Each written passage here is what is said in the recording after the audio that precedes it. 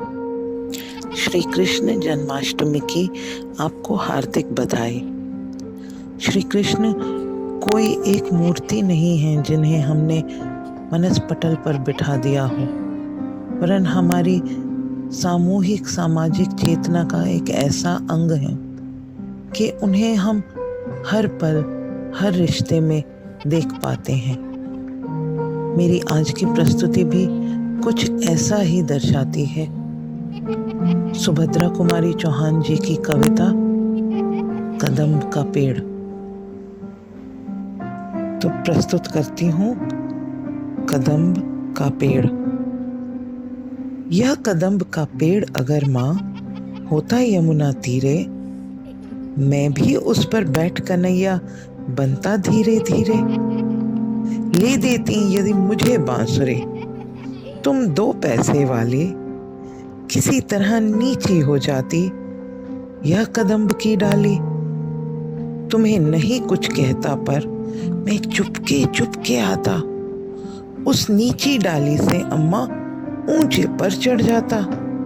वहीं बैठ फिर बड़े मजे से मैं बांसुरी बजाता।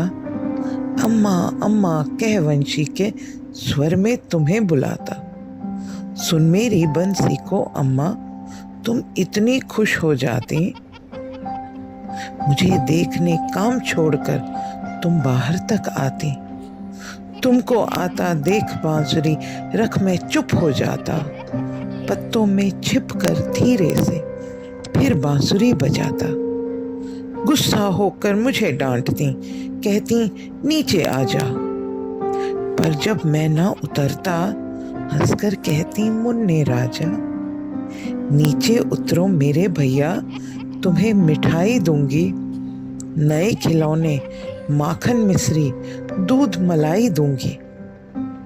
बहुत बुलाने पर भी माँ जब नहीं उतर कर आता, माँ तब माँ का हृदय तुम्हारा बहुत विकल हो जाता।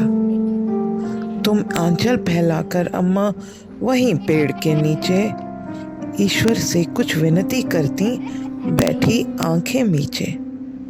तुम्हें ध्यान में लगी देख मैं धीरे धीरे आता और तुम्हारे फैले आंचल के नीचे छिप जाता।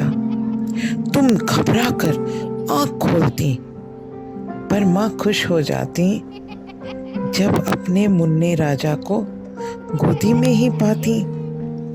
इसी तरह कुछ खेला करते हम तुम धीरे धीरे, यह कदम्ब का पेड़ अगर माँ होता यमुना तीरे। धन्यवाद।